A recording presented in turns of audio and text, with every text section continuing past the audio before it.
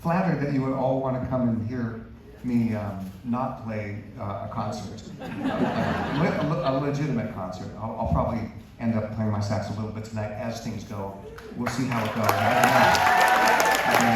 Maybe I think I should just start off and play something like that. All right. I have to tell you that this the equipment we're using here in this beautiful little place, it's not necessarily what we have on our normal gigs. So forgive it if it doesn't sound perfect, but we'll do good. Are we on if I want to be on?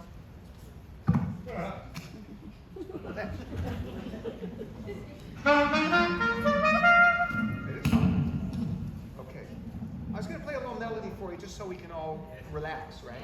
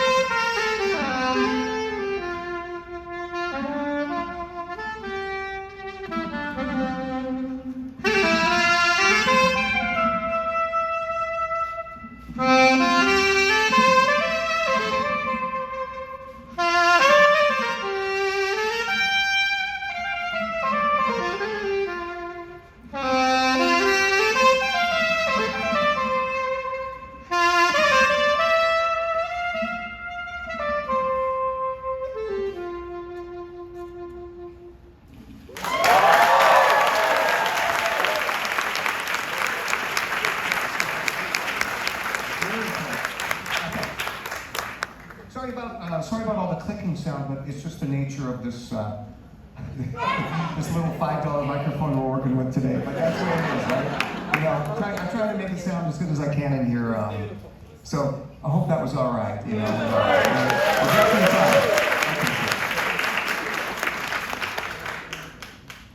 You know, so many of us grew up with your music in our life. I mean, I can't remember my life without your music. Growing up in New York, CD 101.9, I mean, my mother and I used to listen to you all the time, and those were my memories, and you were my gateway to music. And I know down here you had Love 94 and WDNA, and all these people in these stations who played your music. It was so crucial to us. And,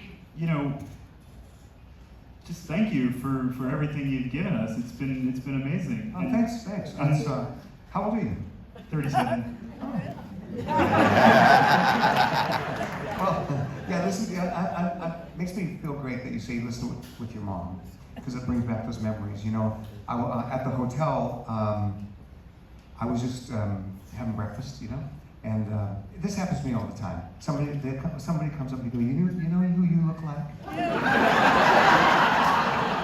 Some of them say Michael Bolton.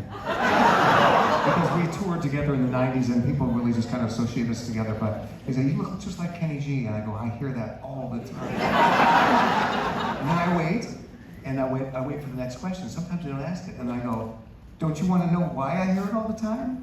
And then they go, why? Because I am here. and the guy told me that when his daughter was born, that she had a heart issue, which is not uncommon. And that she had to have surgeries, and she was in ICU. And before she was born, they put music on the mother's belly. And while she was doing the recuperation, they listened to my music, and it meant a lot to him. And for him to tell me that really touched me. It was really sweet to hear that. That was this morning, so I've been feeling great all day, you know.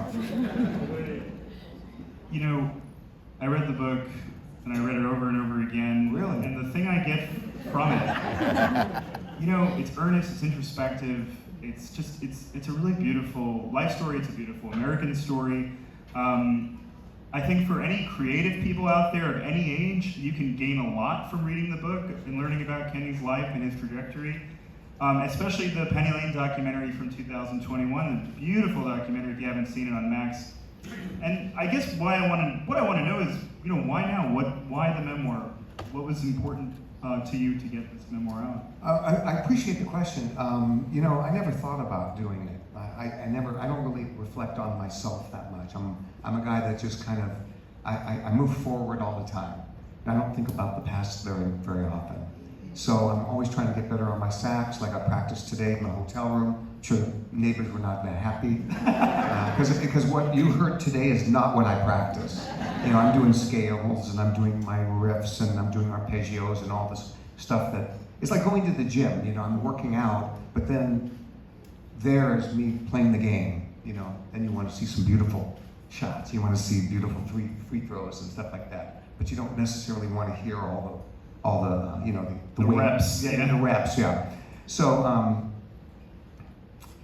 I move forward, and so I'm just trying to get better and better and better. So I don't really reflect a lot. So my managers were the one that said, hey, you know, you should do a memoir. You should write a book. And I said, why would I do that? And they managed Dolly Parton. So Dolly had just put out a book, and so they were all into the book world. And I said, don't I have to be older to write a book about myself? They go, no. I said, okay, because I was under the impression that you retire and you write your memoirs. But I guess that's not how it works these days, not at all. So cool. And so once I got past that, then it was okay to start writing it. And I really thought that the people involved were going to get completely disillusioned once we started to work on it, and then we'd go, oh yeah, you're right, it's not that interesting. But it never went away. And it kept on going, and it kept on becoming something, and it took us a couple of years to do it. I'm very hands-on when it comes to anything creative. Like, even like I do cameos. You know what Cameo is? Folks, you know what Cameo is? Where you get somebody to make a happy birthday for you. I put as much into those things as I do my albums. Every note that I ever play that goes out there, I want it to be really, really great. Same thing with the book. So meticulously looking at every word and how is it written and how does it come across. So it's a hard process, and I feel really good that it got done. I'm happy about It's it. a beautiful book. Thank you for that. Oh, thank you. Thank you for writing it. Something I learned a lot pretty much early on is this closeness you have with your family and how much they mean to you. And I mean, your father was an incredible person, and he only just left us recently at 102 years old. That was my grandfather. He was your grandfather. My dad was 98. Oh, sorry. Yeah. That's incredible. I know, yeah. My dad was born in Russia, and my grandparents moved here in 1920. Let's see, he was 2, so in 1921. So 1921, they came over, and on the boat ride there, my dad contracted polio, because that was not something that they had the vaccines for in those days. So my dad's legs were like how my wrist is. His legs were like that, really, really thin, like very little muscle tissue. So my dad was always kind of limping around, but never once complained about it. He was just like, there was nothing. It was like, I never even thought about it. So, but my dad was a really, how do I describe him? My dad, if I told him I broke my leg or I made $1 million, the reaction would be the same. He goes, oh, okay. Yeah, so I'm not sure if that's good. I mean, it was good for me because I don't really like the ups and downs too much, so it was good for me to keep like doing my thing. But he was very supportive of what I was doing. Never like said, you know, you should get a real job. When I told him I wanted to do music, I had already done some local gigs, but he had a plumbing company that I'm sure he wanted me to take over. In fact, I have a degree in accounting, so that's what I studied in college. So I was, prepared. I could have done anything. But I wanted to do music, and my dad was just like, go ahead, just do what you got to do, and that was really cool. It was special in the book. I love your dad. He seemed like a really great man. Yeah. It was special. I think that kind of support meant a lot to you as a young creative person. I mean, again, that's another takeaway I keep taking away from the book is this idea of this family support of your ambition and your creative spirit. I mean, they gave you that foundation which to build upon. It was beautiful. And something I admire about you too is that you kind of had this self-confidence very early on, it seemed. I mean, you were a nerd, of course, and of course, which is fine. I was a nerd too, and that's why I related to it. But it it was like playing the sax or playing an instrument gave you this sense of self-worth, and it kind of propelled you forward. I mean, and you're still a very consummate practicer, right? You do 3 hours a day, right? Did you do it in the hotel today?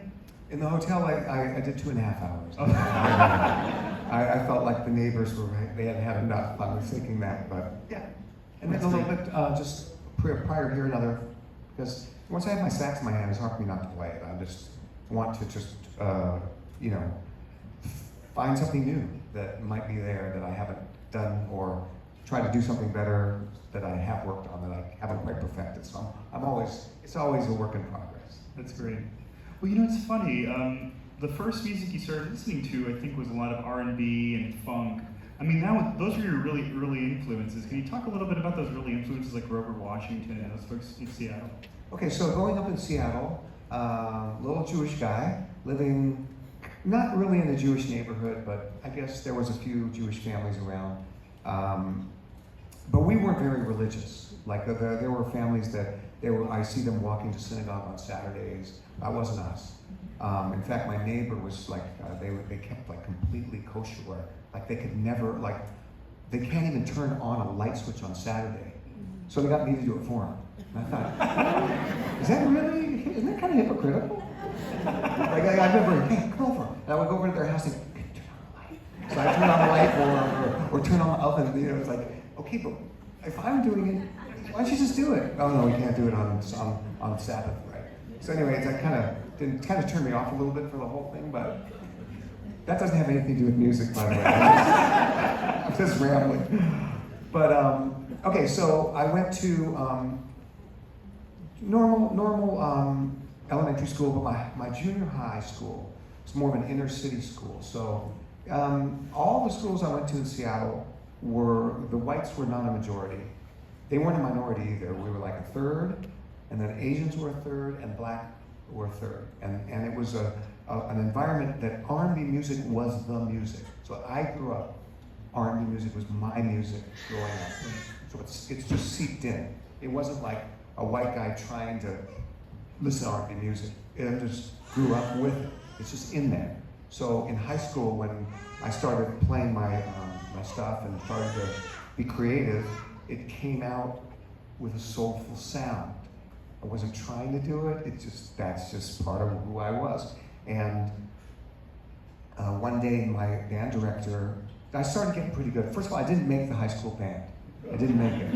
In junior high, I was a stud, and when I went to high school, wasn't as good as the other guys, because junior high and then high school is different junior highs come to that high school. So there were players that were way better than me, and I went, wow, okay. So I went home and practiced on my freshman year at high school. Came back and kicked everybody's ass. I was #1 by far, and I said, okay, I'm not looking back. Whatever I just did, which was practice a lot, I'm going to keep doing, because I like being #1. It's way more fun. So I was then getting gigs, and one of them was my high school band director happened to be talking to somebody that was putting together Barry White's Love Unlimited Orchestra, because they were coming to Seattle, Portland, and Vancouver. And it wasn't like, anybody that heard Barry White in the 70s and the Love Unlimited Orchestra, you thought that there was a Love Unlimited Orchestra. It's just an orchestra. Oh yeah. And it was put together, well, obviously when they recorded it, wherever they recorded it was just orchestra players, right? So there wasn't a real orchestra. When they come to different towns, they would get an orchestra from someplace. So they got the Seattle Symphony Orchestra to be the Love Unlimited Orchestra. But they were missing one person. Their sax player, Barry traveled with his rhythm section, all black guys, real old, like they were in their 30s, real old. Yeah, like Professional me. players, like I'm you. old. Be like you, you being one of Barry's rhythm section players. But the sax player that would travel with him, that would play all the soulful solos, I guess he couldn't make it. So they needed to find somebody in Seattle. So they had exhausted the supply of sax players by that time, because I'm just a high school student, so I'm not really out there. So they asked all the white guys to try, but they had no soul, so they could read the charts. You had to read the charts. So you had to read music really well. The white guys couldn't play with soul, but they could read. The black guys in Seattle couldn't read music, but they had all the soul, so they couldn't do the gig either. There was only one guy in Seattle that had both a reading skills and soul, and that was the 17-year-old kid in high school. So they asked me if I would do the gig with Barry White. I said, sure, I'll do the gig with Barry White. So I go down there to do the first gigs in Portland, Oregon. So there's a bus going from Seattle to Portland. Okay, be here at a certain time, right? Bring a black suit. I don't have a black suit. I don't have any suits. I'm a kid. I'm 17. I brought what I could come up with, some sort of a plaid jacket and a tie and some pants or whatever. And I show up on the bus and they look at me, why are you here, kid? I go, I'm playing with Barry White tonight in Portland. I go, what? And I'm looking at all these old players, like I said, in their 30s. And finally I get, the guy that hired me comes, oh yeah, he's good. So everybody's super skeptical that I can handle the gig, but as soon as we got to the rehearsal, so that's the first time you see the charts. That's how it works when you do these gigs. So there's a book, and it's like, okay, here's love theme. You know, da da da da da da da. No, that's a different song. What was love theme?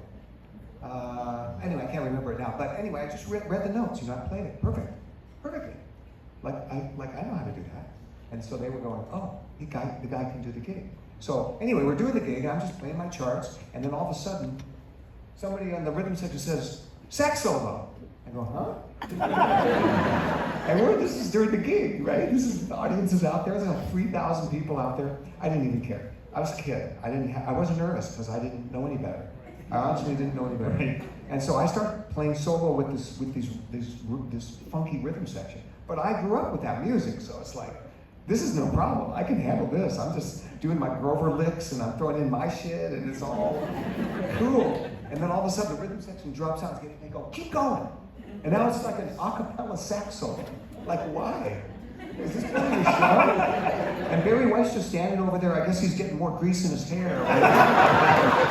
Or maybe he was changing or something. They needed more time. I don't know what happened. But I just keep waiting around, and then eventually, I guess, I can't remember if I just ended my solo or the rhythm section came back in. Something happened. Solo's over. I look up, and the audience gave me a standing ovation. Wow. Yeah. And that was that's like a real big moment. Talk about gaining confidence from that.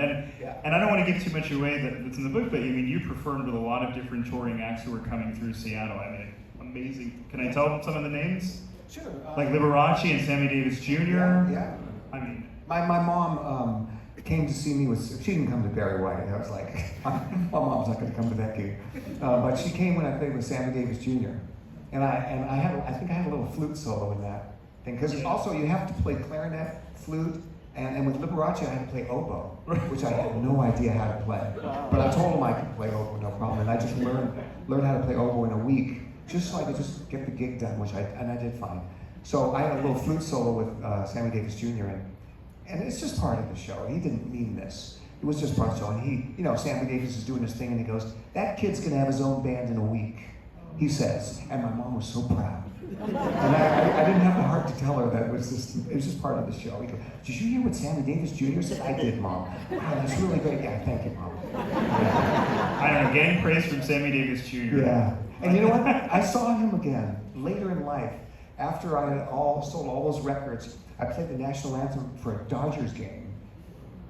And I remember doing the national anthem, and you know how I can hold that note, a note really a long time because I have the circular breathing technique completely down, right? So da da da da da da, and I just keep holding the note, and everybody goes crazy, and it's always a really cool national anthem. Anyway, I come down, I walk out, and there's Sammy Davis Jr. just like walking because he was watching the game, and he said, "Hey, Kenny, great job on the anthem." I go, Sammy? And I didn't have time to tell him that, I played with you in Seattle. He would have not known it was me, but... He would have loved that story. I would have loved to tell him that just because it meant a lot to me to do those gigs. It just gave me the confidence to know that I was good enough to be a professional musician. I was still way younger than everybody, and yet I was holding my own. So it's like, okay, I'm just going to keep doing this. This is cool. Well, that's what I love about your career. You're such a connection to so many important people in history. I mean, you played with so many legends, and also you kept the music alive with a lot of great folks like Louis Armstrong as well. I mean, you did, and now Stan Getz. I mean, you've done a lot to keep a lot of other people's legacies in music alive. And like I told you earlier that I learned a lot about jazz through listening to you as a kid. I mean, you opened the door It's important. I mean, Yeah, that means a lot to me. I appreciate that. I mean, when I grew up, I started listening to Grover, and then when I got to college, I started listening to Coltrane and Sonny Rollins and Charlie Parker and all the great Stan Getz. So when people come to see me, I'm sure a lot of people, to them, this is the only jazz that they've ever listened to, is me playing, which is great. I'm glad. But then I like to say, hey, by the way, if you like me, you should check out this record by Stan Getz. You check out this record by John Coltrane. And then I feel like I'm honoring them by turning a lot of people on to them, which makes me very, very happy. I know other artists like John Batiste and The Weeknd are also, and Kanye, Are helping you, helping turn on you, and Katy Perry. I mean, all this new generation of people are discovering and rediscovering your music. I mean, how does that make you feel? Oh, and no, that's the best. That's the best. When somebody like that calls you and wants you, like if Kanye, when he said, "Hey, I want you to come over and play at my house," like, what? How did you get my number? How did you get my number? And then, when The Weeknd, it was actually somebody texted me and goes, "Hey, I work with Abel, that's his real name, and he wants you to play on one of his songs." And so I go, "Okay, I need to hear the song before I say yes." And he sent me the song. It's like right up my alley. So I was like, "Okay, I got this down." He said, "Good, because you're going to play it on this TV show tomorrow with him." I said, "Really? Okay, I better get to work on the solo." So I worked on the solo and got the solo the way I thought it would be great. And I sent it to him, to The Weeknd, the real guy. And he goes, "Great, love it." I said, "Okay, cool, see you tomorrow." "Yeah, see you tomorrow." Never met him. And now we're doing some sort of a TV thing, a big, it was something for the top 100 influencers in something, and he was one of them. I wasn't on the list, but he was which was fine. I get it. He's young and at the top of his game. So I was just there, and it's like, wow, this is surreal. It's like I'm going to do the solo that I just created yesterday. Now it's going to be here, and it went really, really well. And the thing that I was surprised with, I said, "So are you going to lip sync, and we're going to just lip sync?" He goes, "No, we're doing it live." "We're doing it live? Oh, man. Okay, thanks for telling me. I have requirements that I need. I need this particular microphone. I need this particular reverb, and that's why I had to get my whole team involved, and we got it all together, and it ended up sounding amazing."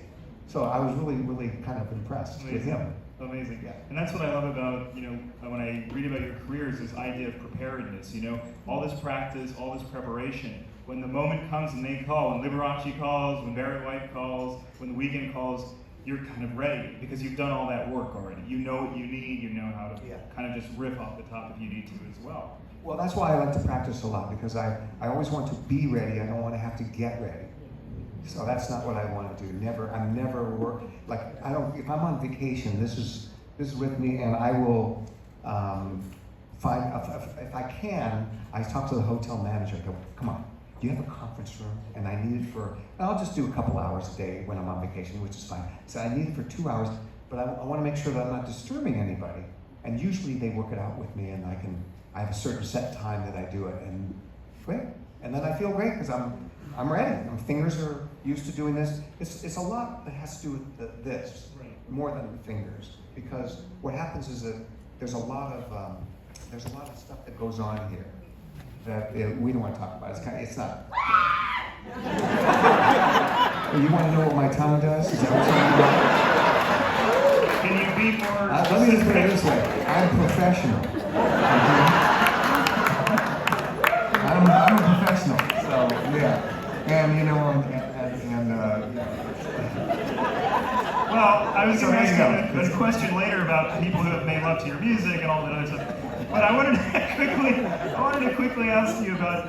There's a great story, about how Clive Davis. You kind of came to the attention of Clive Davis and what that meant to, the trajectory of your career from then on out. Can you just talk a little bit about Clive Davis? Yeah. Okay. So Clive Davis, for those that don't know his name intimately, Clive Davis was a record company president.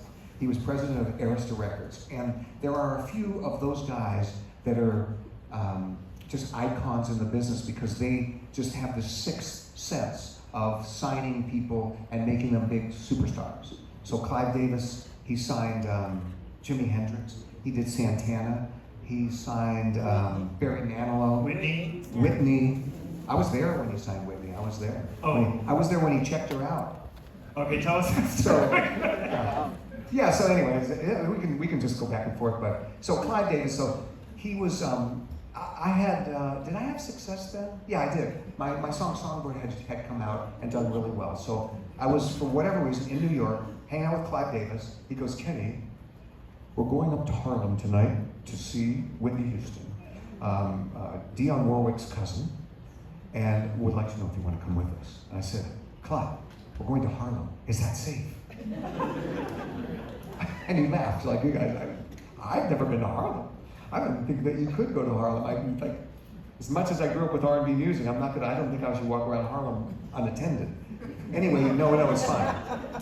So we go up there to this club called Sweetwater's. And in Sweetwater's was this showcase of Whitney Houston. Bro, she was amazing. I mean, I had never heard anybody sing like that before. And she was beautiful. And I said, Clive, of course you're signing her. He says, of course we're signing her. And so they signed her, and then her first record comes out and just does amazing. And I think I played on it. I think I played a solo on. I played on one of her records. I think it was her first. On a song that she did called For the Love of You, an Isley Brothers song. And again, that's just like, I can do that stuff in my sleep. That was so fun. So I was on her record, and it was just great. But Clive, so backtrack now. I'm playing sax with a guy named Jeff Lorber. And I don't know if anybody's ever heard of Jeff Lorber here. Okay, so this is some diehards. Thank you. So Jeff Lorber had a record deal with Arista Records, and Clive was the president of Arista Records. I joined his band, played with Jeff for about 3-4 years. Of course, Clive would see us play because he wanted to see his artist, Jeff, but I'm also in the band, and he saw me doing all my solos and all this crazy stuff I do. And Clive comes up to me one day in New York after one of the gigs, Kenny, I think there might be some market for your sound on the saxophone. Would you like to do your own record deal? And that's where it started, right there, 1982. Wow. So, 42 years ago. Okay. Thought we were going to be here. No, it's just a habit. Oh, it's just sitting there. Can you play for us? I gotta put it in my mouth, okay? There you go. If it's there, I'm gonna put it in my mouth. That's what happens. We're going to make you play again, though, right? I hope. Of course. Okay. There's a great story that I want people to read the book, but there's a great story about you going on Johnny Carson for the first time, and it's just one of the, that's out of a movie, that story, because you were in complete control of changing your career at that moment. That changed everything. I mean, I don't want you to tell the story because it's just such a good story. I want to say it. Read the story of what happened in Johnny Carson. I basically pulled a fast one on them, did something that they didn't want me to do against everybody told me this, I did that instead, and Johnny Carson was the kind of show, was the only show, so if you did good on Johnny Carson, your career was for real, and if you did bad on Johnny Carson, you were done. And so this was your moment, this was my moment, and I did something against, for the whole reason that they invited me on there, and I completely effed them over, and did something I wanted to do, and they were so mad about it. But if you read about it, you'll see who won in the end. And if they ever make a movie out of your life, that's one of the most pivotal scenes, I think. Thanks, yeah. Okay, yeah. Something, By the way, I wish I had socks on now. I've seen your socks. Oh, yeah. And I wish I wore socks because I see my little white legs are under there. I forgot to put my socks on. I just left the room and I go, oh shit, I forgot socks. My wife, Michelle, and I were always competing on our sock game. It's very I like your socks. They're really good. Yeah. Speaking of you, really crafting your career, I gotta ask you. Yeah. Let's talk about your hair. Why do we all know you and love you for your hair? It's the beautiful locks. Come on, let's talk about the first. Listen, they're completely natural. They're just there. They were a gift from my grandmother. My grandmother, Esther, had the exact same hair, but just gray. Her hair was gray. My mom had completely straight hair, black, and never went gray. And my dad went bald. But he had curls. So through my dad, I got my grandmother's curls. And from my mom, I got a hair that just kind of stays there and doesn't get gray. I mean, I have some gray, but not much. I don't do anything to it yet. I may at some point, but that's just the way it is. So what happened was that when you grow up with curly hair and it's short, it just goes off in weird directions, right? And so it's not cool. And you want to make it go someplace, so you comb it, but it just kind of combs and goes wink. And so in high school, I decided to let it grow just to see, and it was so ugly for a long time. But then finally it got long enough that gravity made the curls soft. And I thought, oh, this is how it's supposed to be. This is way easier. And it's just been that way ever since. So there you go. That's the hair story. It's just organic. I don't think that, it's like, I've been told that somebody, you should cut your hair and, it'll be a new look for the new hair. No, I know. Yeah. It's not gonna happen. I'm not gonna do it. It's just, I told that to Bolton. But his hair was shitty. He looks way better without his hair, right? He looks way better, very much more handsome. Very distinguished. Very distinguished, yeah. But his hair was straw and kind of, he didn't have. But I was against him cutting his hair.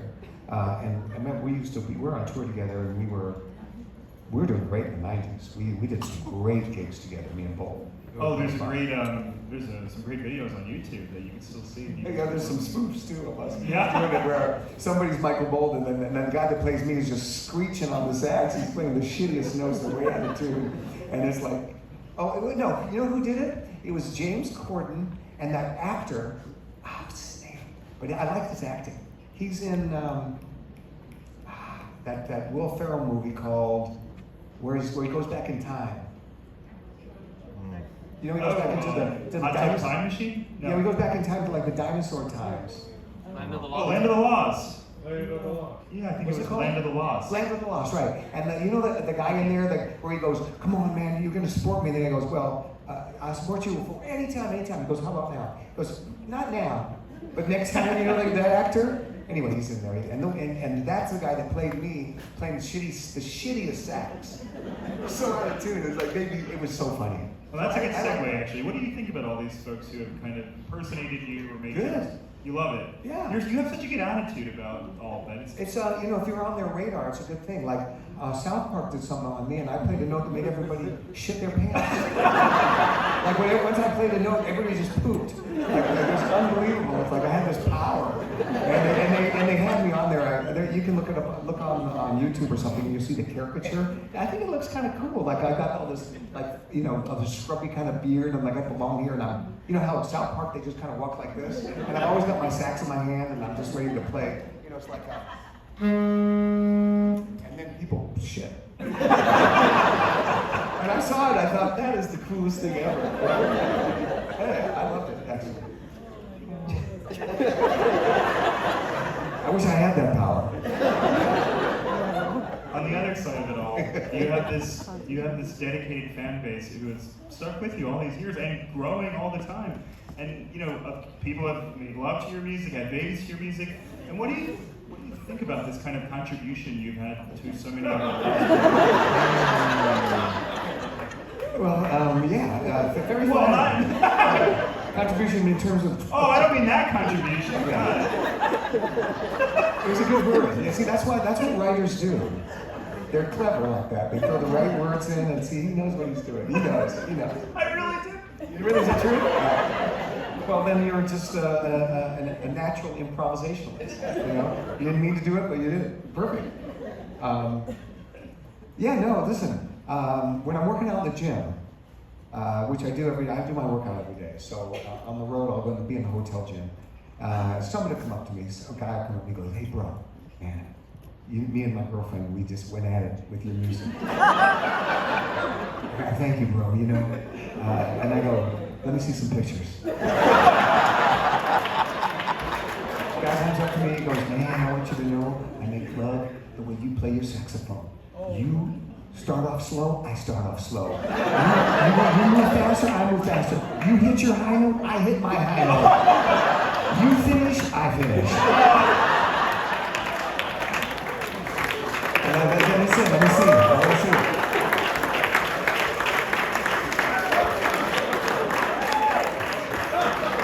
That's true. That's 100% true. I'm so glad Those are the exact words, too. Isn't that cool? I love it. That's the biggest compliment. Here's what's amazing to me, okay? And I'm just amazed. I am amazed. The power of music. It's a melody. Look, this is. I was told all along that the saxophone career can only go here. Now, I didn't start off with the intent to prove them wrong. I didn't. It's like my goal with my sax playing was not, I'm going to sell more records than anyone else. I'm going to prove that a sax player can have a career like, I don't know, like a Celine Dion or Barbara Streisand. I wasn't saying, but also, when they said that to me, it meant nothing. It's like, yeah, but so what that you say that? What's going to happen is going to happen. And I just always felt like if the melodies connect, the melodies are going to connect. And it's just super, I'm so flattered. And things like this is the things that blow me away. I was in New York the other day, just sitting there. My son lives in New York. So we were just standing on the street chit-chatting. And across the street, there's a truck. Hey, Joe, get over here, And they're unloading chairs. And they're putting them in this thing, and the chairs are going down this thing that goes down below a restaurant. And we're just sitting there chit-chatting, watching. And one of the guys that's loading the chairs looks over at me and goes like this. Across the street, and I don't have my sax or anything. It's like, wow, how do you know me like that? And you know what I do. He doesn't know what I do with the tongue, though. But he got the fingers down. He's got the fingers down. And I thought, wow, that is super cool. And I just went over like that to him and waved to him, and then he's like, it was a cool connection. It's like, wow, that's cool. When you really know you're part of the culture. Exactly. When they don't even have to say your name. It's the melody somehow. It inside of me connects with something to make a melody. I make it for me. I'm not trying to outguess you. I'm not trying to make a melody that I think you're going to like. I mean, obviously, I hope you love it. But I'm making a melody that touches me, and so I'm really lucky that whatever touches me seems to touch people around the world. And it's like, this is the coolest thing ever. And there's no formula. Like, I don't have a formula to write a melody. It just comes how it comes. I'm playing my practice session, and I'll play a couple of notes, and those notes, I like the way those notes are. Wow, maybe they go, oh yeah, that's kind of cool. And then I might put it on my iPhone, but before I could never do that. I had to write it down on a piece of paper. And then somehow those things lead to something, and a melody happens, and a song becomes a song. Like Songbird, I just started fooling around on the keyboard, and I came up with a sound that I really liked. So I like the sound. Didn't mean anything. Let me see if I can put my sax to it. And then my sax started to play something like, it was like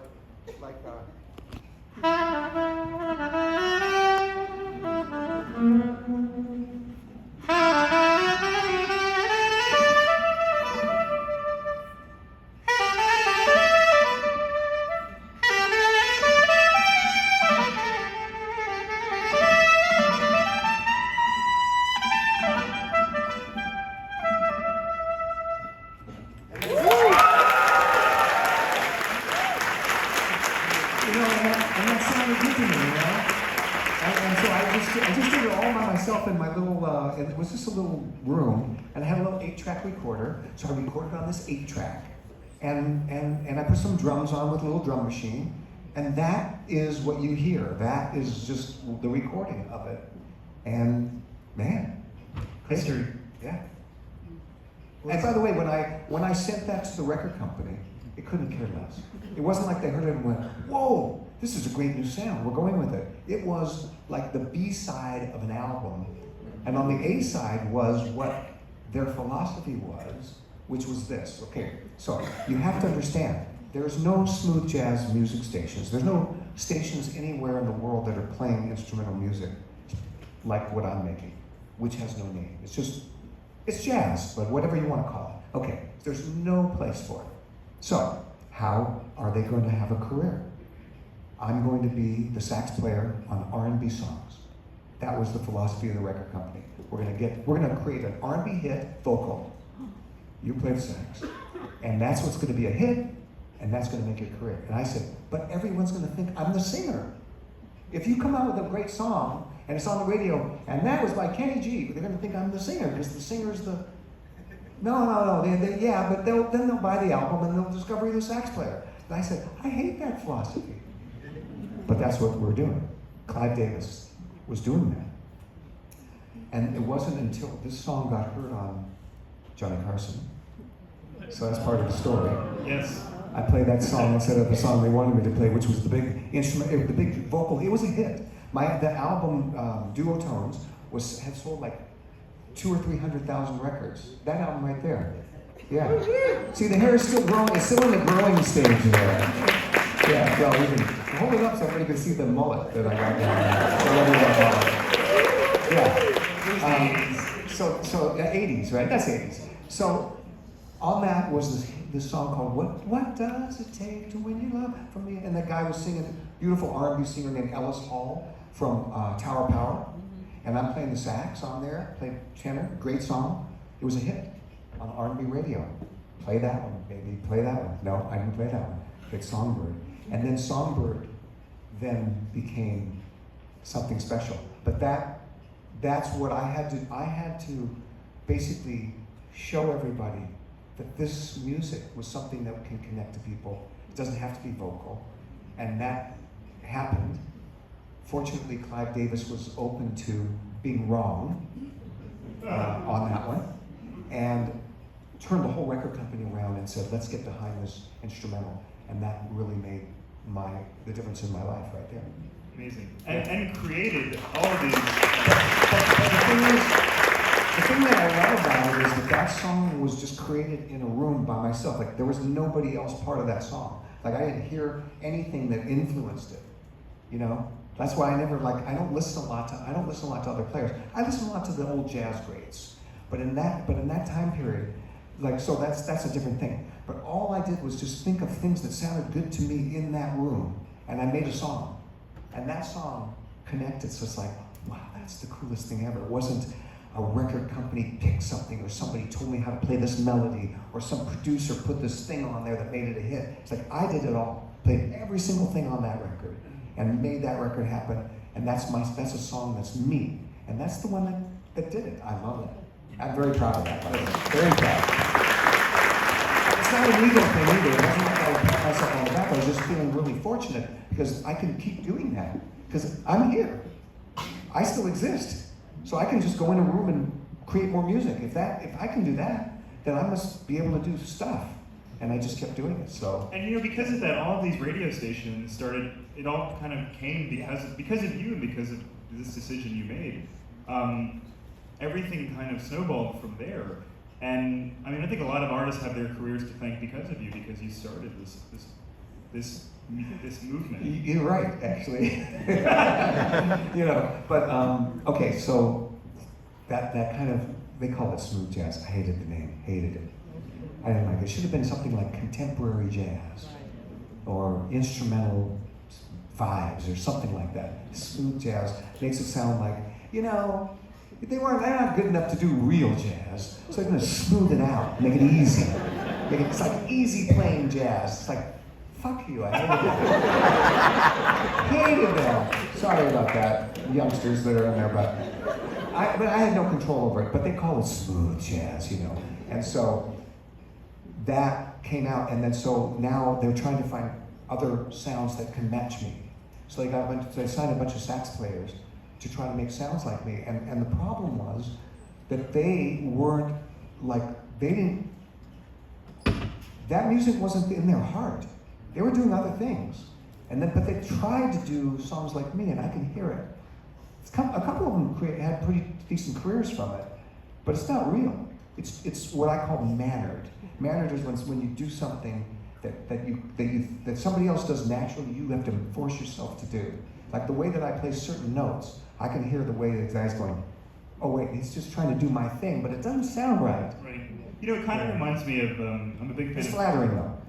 Sorry? It's flattering though. Oh yeah, sorry, I didn't mean that. No, I was going to say, I'm a big fan of Frank Sinatra, and I always think, all the vocalists who came after him, they'll never be Sinatra. They'll be good and talented, and you'll like their songs, but they'll never be Sinatra. Exactly. Like Charlie Parker came out with that bebop, beautiful, fast riffs and stuff, and then after him was Sonny Stitt. By the way, Sonny Stitt is an amazing sax player, but he was basically doing the Charlie Parker stuff, and he was cleaner. He played cleaner than Parker, more in tune than Charlie Parker, faster than Charlie Parker, but it wasn't Charlie Parker. Right. You know, So that's- and the young sax players today, I don't know if there's any out there, but the young tenor sax players, tenor, not soprano, they revere Michael Brecker. By the way, Michael Brecker, he's the best. May he rest in peace. We did some gigs together. I knew him very well. Great tenor sax player with a whole different style, and they're trying to be Michael Brecker. So it's like, I hear it, but bro, figure out your own stuff. It's just, you know, that's the key. Be your own player. It's not easy. It's not easy because there's a lot of pressure these days because everybody knows what everybody's doing. So you're trying to play like this guy, like this guy, like this guy. I didn't know anything. I was just practicing in my little room, just figuring out how to play the sax the way I thought it should be played. And that's all that happened. Isn't that cool? Very cool. Very happy about Yeah, I that. mean, that's why the book is such a great story, you know, for people who are, anybody who's creative. Anybody, it doesn't have to be even music. Just the creative spirit, I mean, the creative soul, that's what it's about. And I'm gonna ask you one more question. Is this, okay. I like your questions. Okay, good. But if I'm talking too long, stop me, and if you want to ask Well, me. how much more time do we have? 1 hour. I mean, I got nothing to do. I mean, what to look at, right? I just gotta go back to my hotel room. That's not fun. Well, we also have a mic for audience questions. If anybody Okay, great. wants to Yes, ask. absolutely. We'll get to that, yeah. By the way, I'm staying at the Dismal Arms Hotel.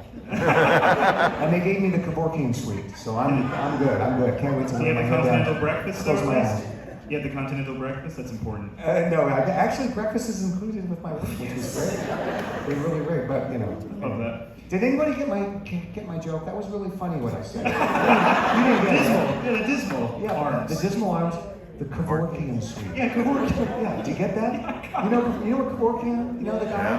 He's the guy who assists suicide. I said the Kevorkian suite. I can't wait to lay down and close my eyes. That's funny. No wonder your neighbors I'm didn't sorry. want to he hear went your over your planes. head. When you have to explain a joke, it's not funny anymore. Sorry. I got a lot of great jokes if you're interested in jokes. Well, again, that's what's in the book. You're a really funny guy. You're really humorous. There's a lot of Thanks. sax jokes. There's a lot of sax jokes, but those are easy. All right, tell us a joke. A joke? Okay, I'll tell you a joke. Can I be down? Can I go down low? Yeah. Okay. All right. This guy gets into a car accident. It's a terrible car accident, and he's wakes up in the hospital, and he sees the doctor, and the doctor says, "Sir, I just got to tell you, you've been in a terrible car accident, but you're going to be fine." He goes, "Oh, thank goodness. I'm glad." He goes, "One thing I got to tell you. We had to remove your penis." He goes, "What?" Oh my God, don't worry. We have new technology. We can replace it good as new. Oh, thank goodness. Oh, great. I can relax. Oh, but we got to tell you one more thing. Your insurance, you've got $10,000 worth of insurance. It's $1,000 an inch. He goes, "Oh yeah, please listen. You might want to talk to your wife about this. You know, maybe use half of it. Maybe it's too much. Talk to your wife. See what she's comfortable with. You got $10,000 to work with. I'll come back tomorrow. Believe me, it'll be good as it will work perfectly. Talk to your wife. Let us know what your decision is." Comes back the next day. "Sir, did you talk to your wife?" "Talk to my wife." "Well, what's your decision?" "We're going to get the granite countertops." There you go.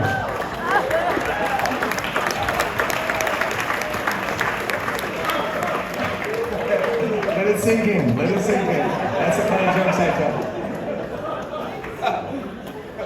Poor guy. You never wanted to try stand-up? He's getting nothing. He's getting granite countertops. Poor guy. No, I can do jokes, but I can't do stand-up. Stand-up is a whole skill. And I have some really good friends that are great stand-up. I was told not to name drop. So, and, Robert Robert De Niro told me that, and I said I would never do it. So, I don't know who that guy is. Yeah, so, but Ray Romano's a really good friend of mine. Yes, you wrote about him in the book. He is, you know, it's just like watching a magician. He's great. He doesn't, jokes are different than stand-up. Stand-up guys are unbelievably talented. I don't have that, but I can do jokes. I have lots of jokes that I love, and I love to tell jokes. I love to hear jokes, so that's fun to me. Thank you for letting me do that. That was really, really great. That's one of my favorite jokes. I have a lot of them. That's one of my very favorite. It's almost clean enough for everybody. Before we go into the Q&A, I just want to ask you one last question. You know, generations from now, when we're, maybe many of us are no longer here, you know, many, many years from now in the future. Me sooner than you, bro. Well, no. You're 37. Add 30 years to you. So what do you want to do? Now you got me depressed now, yeah. So, all right, Raj, I'm going to die soon, and what are we thinking? What's the question? Listen, your grandfather and your father have they lived a very long life, so I have no doubt you're going to be around for a very long time. I think so, I'm hoping. But you know what, I think about this a lot because I think about how art grows with appreciation, you know, all forms of art. And I just wonder, what do you think about the art you're leaving behind, and what do you hope people will discover about you and about your music many, many generations from now? God, that's something I never think about. I don't. 'Cause like I said at the beginning when we first started, I'm just thinking about like, what am I going to do tomorrow? What am I going to practice? What's my next record going to be sounding like? What's my next tour going to be? Look, I mean, when I listen to the jazz greats like Stan Getz and Coltrane and Sonny Rollins and Dexter Gordon, when I'm listening to Cannonball Adderley, it's just a feeling I get of a guy that's putting the right notes in the right places.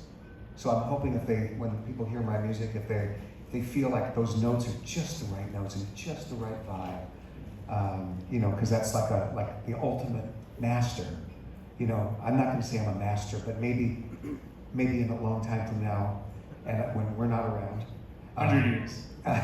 maybe I might get that term as a master of the instrument, and that would be something that would be really, really great. But of course, I won't be around. I think you deserve that term. I think you deserve it. I don't know. I wouldn't say it now.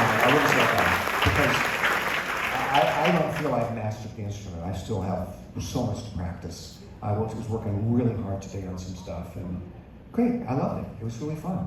And just knowing that I can do the same thing tomorrow and the next day, just I get excited, you know. Even when I can't play something that I want to play the way I want to play it, it's like, okay, great. I know. See, this is the thing, Raj. It's the process. This process works. It's the process of doing something, dedicating yourself to it every day. It doesn't have to be 3 hours a day. You don't have to do that. If you do something for an hour a day, half hour a day, if you do it every day, over the course of time, it's going to work. You're going to get good at it. Now, are you going to get unbelievably world's great at it? Well, that might take 3 or 4 hours a day. Whatever. And maybe not. Maybe it doesn't work for you. But you're going to get really good at it. So I just believe in the process. So when I can't do something the way I want to do it, it will happen. Maybe 2 or 3 months from now, I'll have it. Maybe 6 months, maybe a year. Something around there. It won't take longer than that if I'm working on something. I can manage it. But I believe in the process, and that makes me really, really a happy, comfortable person. Because I don't have to worry. Like, if things don't go great today, I'm just going to keep at it tomorrow, and it'll get better. And if it doesn't get better tomorrow, maybe the next day. But it will. Absolutely will. And that's the thing. That's why people don't get really good at things, because they can't take when it doesn't go their way. That doesn't work. You know, it doesn't work. Yeah, but it will work. It will work over time. Maybe not today. And over time means a long time. And it may not work really well for months, but eventually it will, and you will win. And that's what I believe, and it makes me feel really happy. Beautiful. That's why you continue to inspire us, Kenny. You know, that's why you mean so much to all of us. Yeah, thanks. I appreciate you saying that, but you know, I'm just really looking at this thing going, damn, I can't wait to get to practice it tomorrow. But I'll be back in LA tomorrow. And normally it's my morning, but I'll be flying tomorrow morning, so American Airlines, by the way. And and then when I get home, it'll be probably probably get home around 1 o'clock in the afternoon, and then I'll figure out how to carve a few hours out and practice, and that'll be my thing. No workout tomorrow. Tomorrow, no exercising. That's my day off, Sunday, of exercising, but not practicing.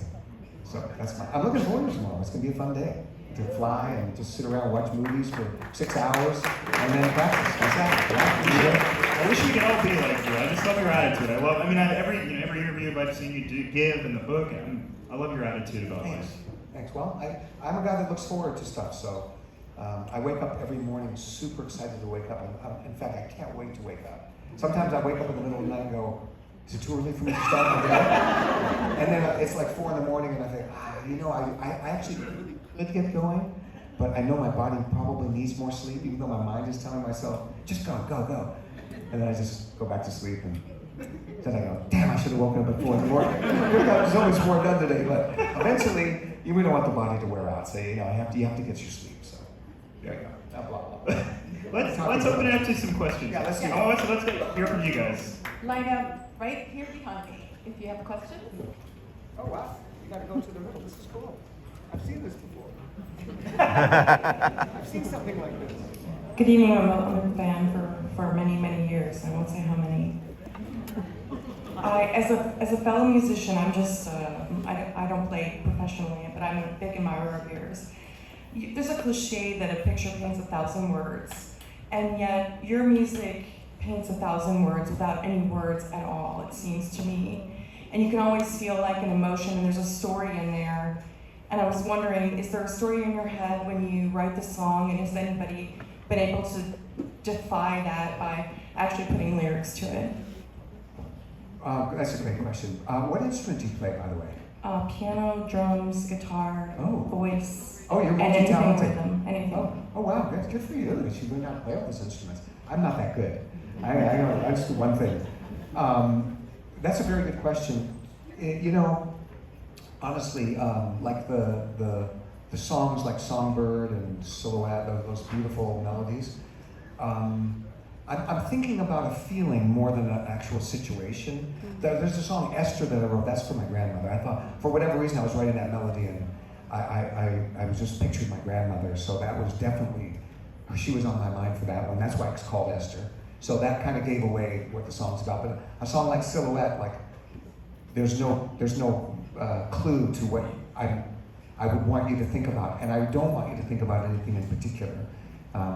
What I'm proud of is that my music can have one person hear it as a beautiful, romantic, connecting song. Another person can hear it as a very sad melody. So it's more like just kind of the feeling that I'm having at that time period, and then the melody comes out. If I'm feeling melancholy, it'll be melancholy. If I'm feeling hopeful about something, it's hopeful. Even though it might sound melancholy to you, it's that those are what's going on in my mind. Thank you so much. Yeah, great. Thank Great you. question. Really good question. I don't think I've ever had anybody ask me that before. All right. This is not a question, but a few comments. First, thank you for doing this. I've been to a few of your concerts, and this is probably above that. Woo-hoo! Thank you. Awesome. All right. The other thing is you mentioned about your cameo, doing your cameos.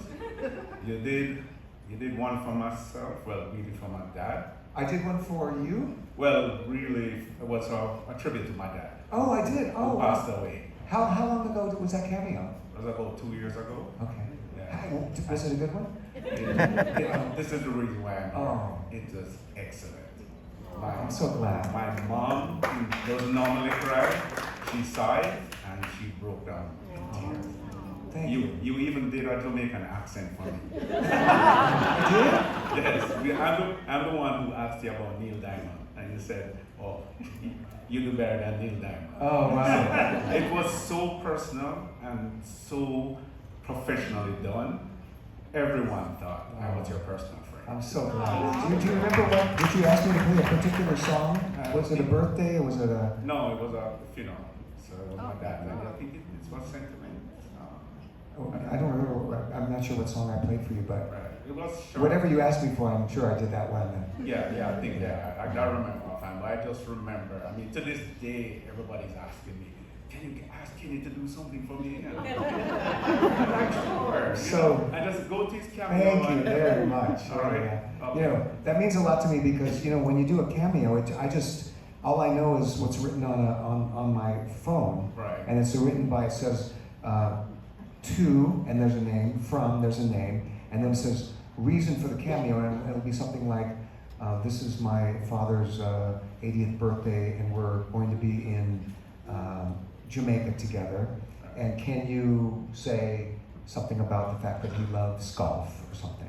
Right. And then so I take all that in, and then I try to make something beautiful and play something, and then I send it out, but I have no feedback for it until just now.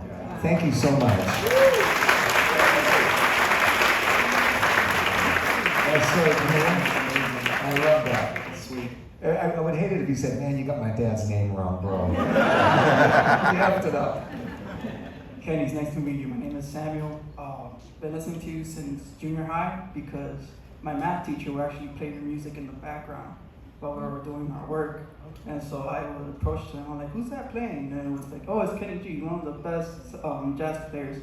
And that's when I got just in love with saxophone. So I joined the music band, and my first instrument, wind instrument that I learned, sorry, I'm a little nervous. You're great. Awesome. The first wind instrument that I learned was the tenor sax, because I love the song that you played with Michael Bolton, You Send Me. Oh, yeah. And it was just like one of my favorites. So, Thank yeah. One of the questions that I had, it's probably a little funny, comical, because I heard it from a stand-up comedian from Gabriel Iglesias, that he mentioned that he had a bus driver that he was very American, very, strong American, proud patriot. And he mentioned that one time he drove for you and he actually kicked you out on the road, in the middle of the road. What's your side of that story? Yeah, the comedian's name is Iglesias. What's his first name? Yeah, Gabriel. Gabriel Iglesias. Okay. Yeah, by the way, he's really funny. Okay. That story is complete bullshit. It's a complete fabricated story. None of that happened. Nobody is going to kick me off my own bus. There's no way that's going to happen. I had a feeling. There's two sides of the story. Yeah, I have no idea why.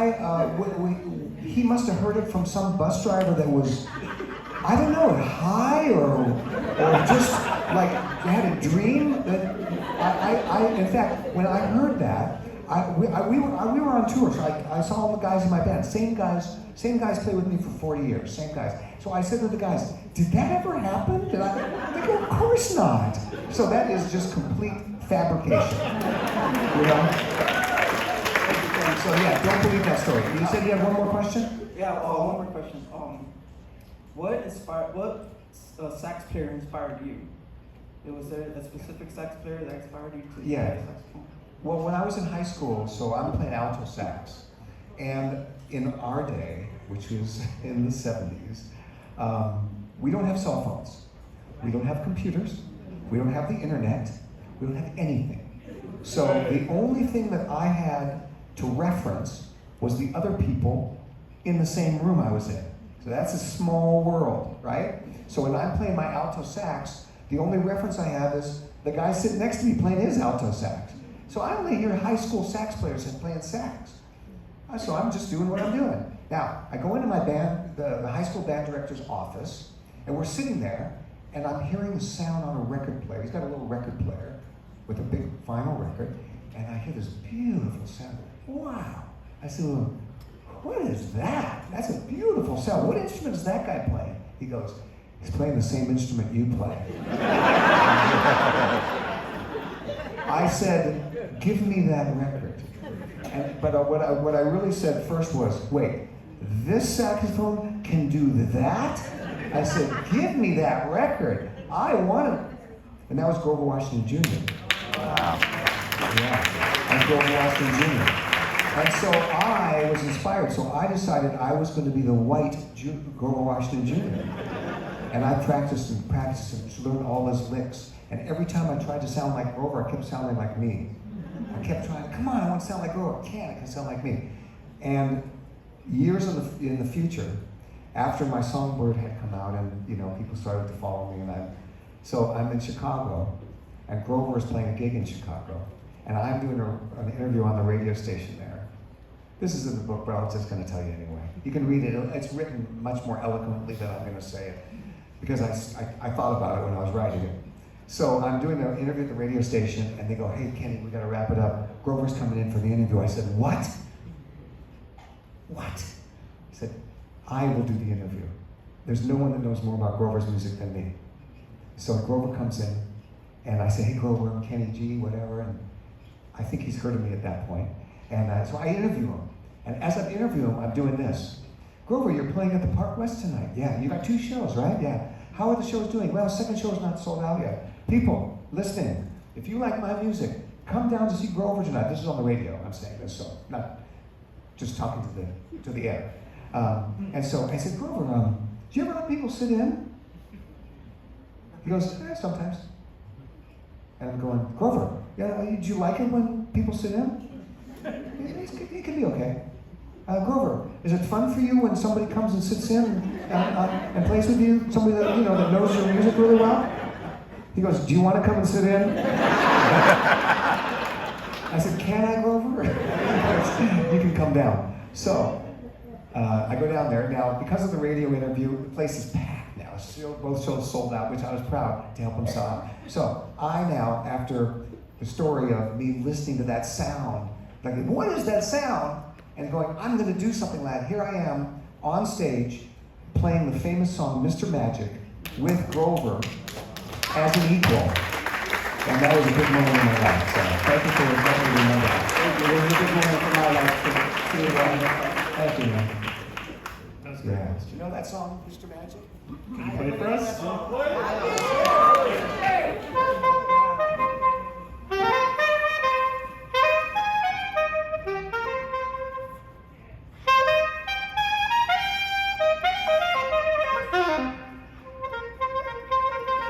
I haven't played in a long time.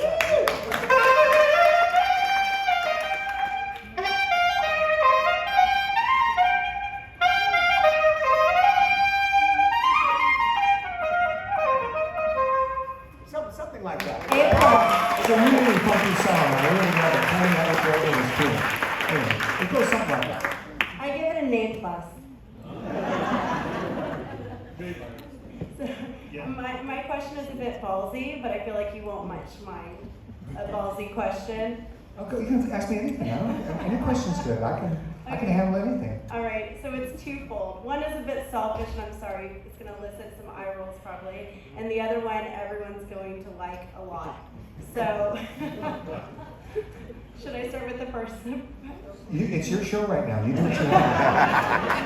Okay, so yeah, the first one is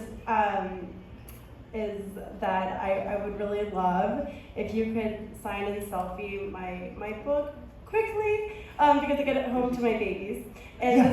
the second part of it I need a pen and bring me a book. I need a Sharpie. I need a Sharpie? Oh, no, I can sign it with that. That's cool. Yeah, bring your book up here right Thank now. you. And then go back and ask your second question. The second one is if you could please play your favorite song for us, please. Wow, you're really asking a lot.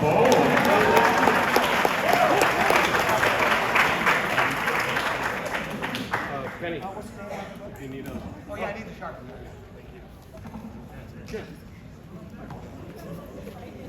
Yes, so take my seat.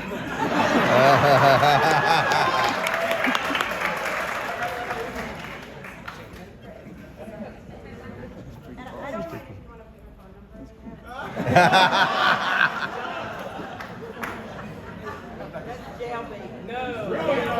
It's getting awkward.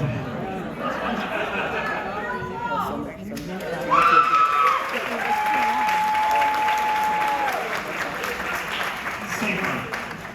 Thank you. That was fun. Yeah, but my favorite song, that's a tricky one. It's like, which child do you love more than the others? Well, I actually, this is a song I really like to play live when we play this.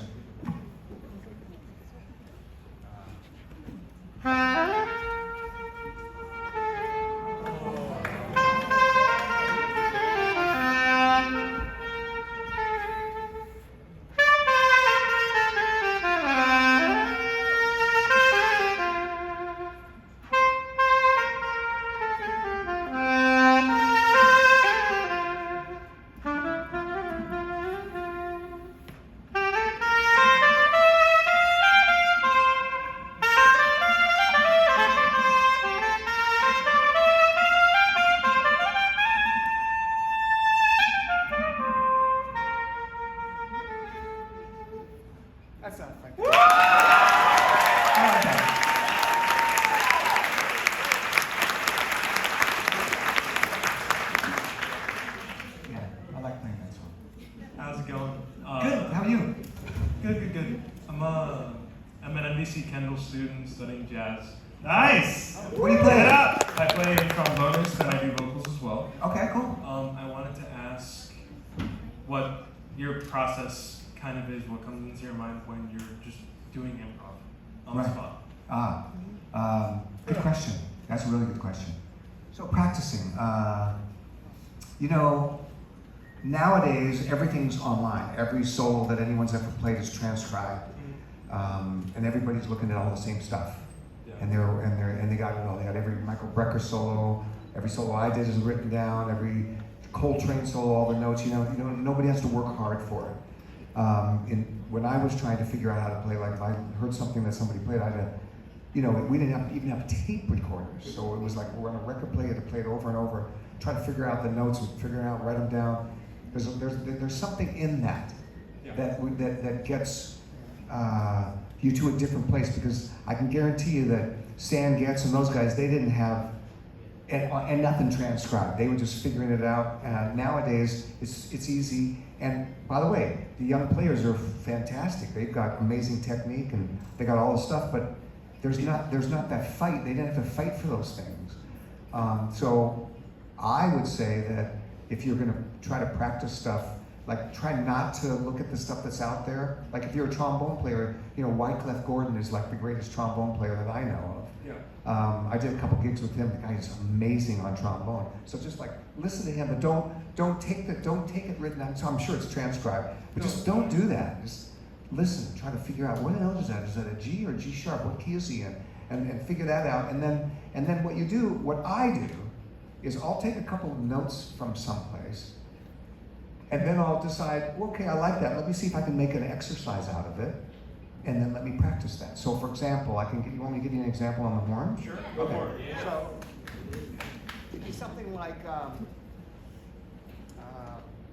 know it's like there's so many little licks out there. Let me think of something. Let me see if it's something that I'm working on.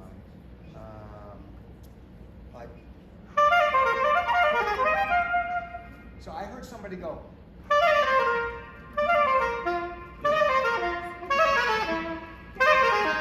See, I like the way that sounds. Right. So I just like this part. So you hear that and you go, okay, I like that. Now let's make it bigger. Let's make it longer. So it would be. So I'll make it go. And then play that in other keys, And then keep going. And then some aren't going to make sense because they're too high. Some aren't going to make sense because they're too low. So find that and then make that exercise part of your daily routine. So for me, like, of course I'm playing it right correctly and perfectly now. But when I first started, it probably took me a few months of doing that over and over and over and over, and then it becomes something that ends up in a pocket that I can pull. I can play that every time perfectly, And I can go on from there and play other things that whatever inspires at that moment. But that's kind of how a practice session works. It's kind of what I've been trying to do with when I first got into the jazz band at NBC in Kendall. I got an eye roll from my jazz band director saying, "Oh, I don't know how to read chord ditches, but I can play by ear." So I started playing by ear, Good. and it sounded good, but it wasn't all there. But it was enough to net me a solo or two, and that's kind of been my process, pulling solos from a couple of old jazz trombone players like J.J. Johnson and Arturo Rodriguez. Yeah, good. Those are good players. Yeah. I also have one tiny favor. Can I get a selfie booth? Do you want me to get up? Wait, what do you want? A selfie. A He wants a selfie. We're taking pictures after, bro. Oh, okay. Yeah, I'll be up. Yeah, I'll go another way. Yeah. I love the way No problem. students Yeah. If you hang out, you can get a picture. That's part of it. She has to go home to her baby. And she's going to call me later. Call me when the baby's asleep.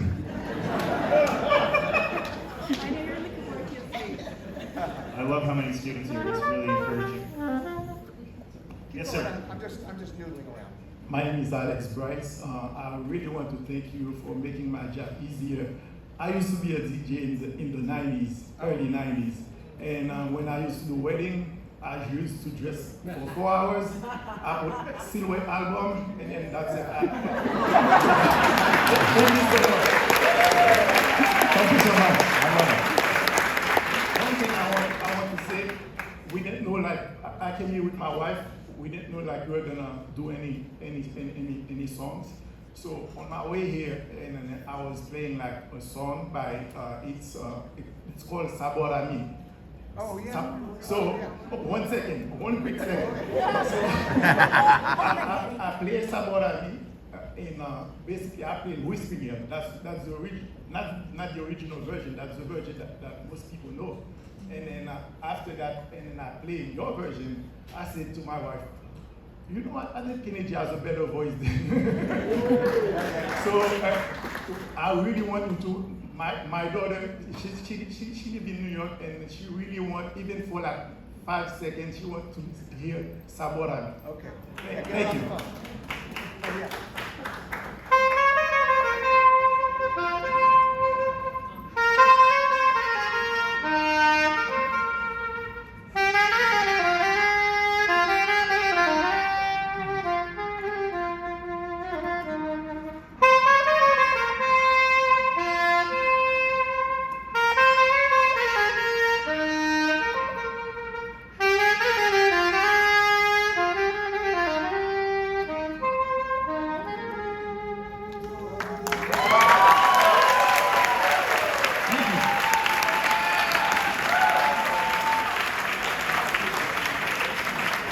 That's a beautiful melody right there. Really beautiful. Yes.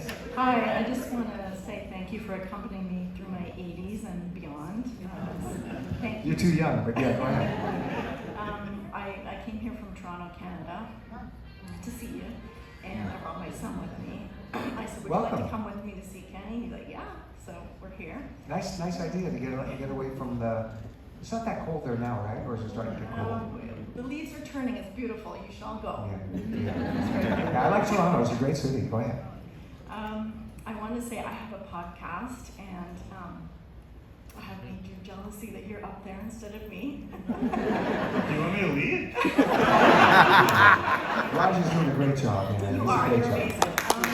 Really good. That's not an easy gig either. He makes it look easy. But I just wanted to say in my podcast, when I end it with each guest, I ask them one question, and I wanted to ask you that question, if I may. Okay. Yeah, I mean, you could have just started with the question. I didn't need the preface, but I go ahead. Okay, basically I just ask my guests before they leave me, why are you here? Why am I here? You mean like alive on the earth? Or why am I here in this chair next to Raj? I let the guests interpret it however they wish. Whoa. Okay, well, you know.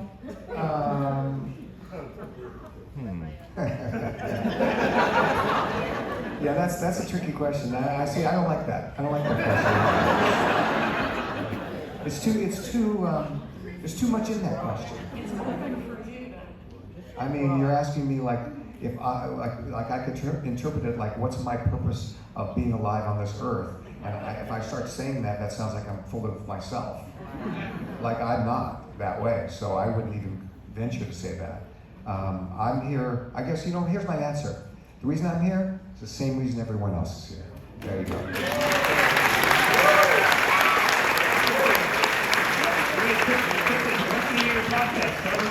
The name of your podcast. What's your podcast? Let's plug it. It's Repartee, spelled T-E-A, with Sue. Repartee. Okay, great. Sue. We're all gonna Google it when we go home. I'm Canadian, so we sit down, we have a cup of tea, and we chat about whatever my guest wants to talk about having tea. That's great. I love it. Good for you. Oh, I have to tip. Oh, sorry about that. There you go. That's better. Hi, I was sitting all the way in the back there, so I came closer to see if you look as good as you do. I can tell you Thank you, Ron. It's the conditioner. That's all. It's the moisturizer and the conditioner. Trinidad and Tobago specifically. And I don't know if you were aware that in 1990 there was an attempted coup, and one of the places that was sieged was a radio station, and the DJ was playing Songbird at that time, and the world, or our world, stood still. And for 2 weeks for that event, that's all we heard en route because nothing else